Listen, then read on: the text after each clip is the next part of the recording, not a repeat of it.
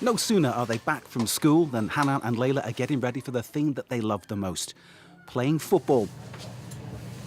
Every week, the girls exchange their school bags and books for football boots and kit.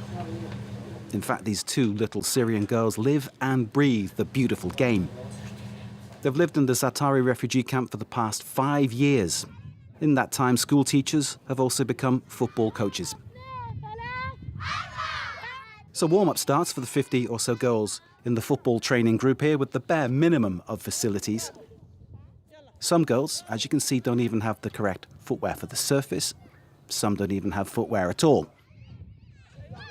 But that doesn't stop them playing to win, smiling, laughing, and enjoying every kick of the ball. We come here twice a week and we spend our time waiting for this moment to come. When we're on the pitch, we're happy. Arsenal FC in London launchpad of choice for the global version of what's happening at Zaatari. It's all the idea of Prince Ali of Jordan. The Zaatari refugee camp, when the refugees first came in, and we were talking with the UNHCR and the other organizations, and you had all these youth, kids. I mean, the focus was on the basic supplies, be it food, medicine, and so on. But they had nothing to do. And these are communities, these are kids who are traumatized.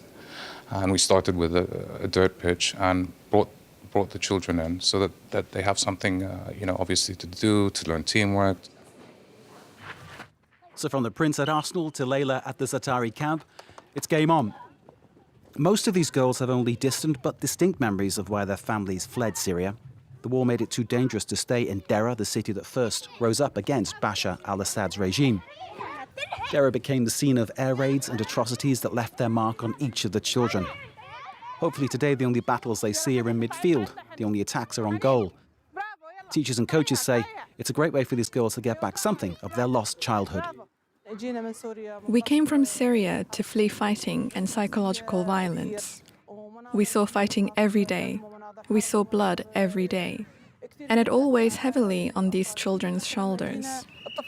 When we arrived from Syria, the minds of these children could no longer absorb anything.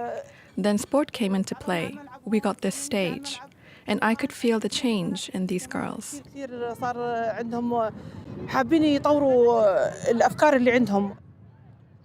The football pitch is situated on the edge of the camp, and as soon as training's over, LAILA and HANEEN want to show us where they live. So off we go. The families say they can see just how football is helping these two girls get ahead to focus their lives. Once we're inside, it's tea and a nice chat. What I see about my little sisters is that they no longer have that feeling of anger, of rage. All this has brought much more solidarity. There's now hope that a little girl can grow up, play, and be like all little girls.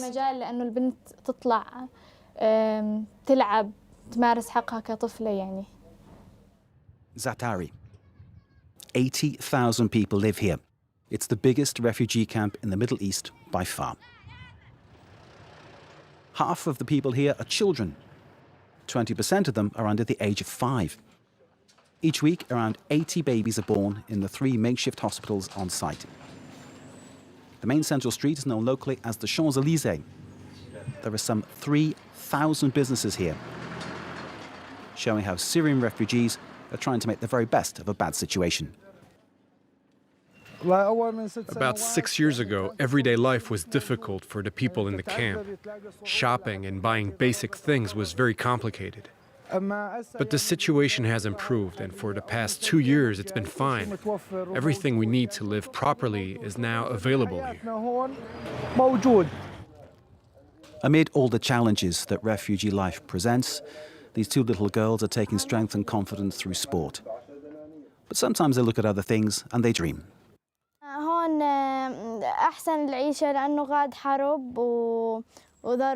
Life here is better because there's no war, no shelling. Here I have my friends, my mother, my sisters. But I still cannot see my aunts, nor one of my sisters back there. When Bashar al-Assad leaves power and the war ends, I can return to Syria. With the rose in hand, a smile on their faces and football boots still on their feet, the girls walk on and dream one day of playing at their real home.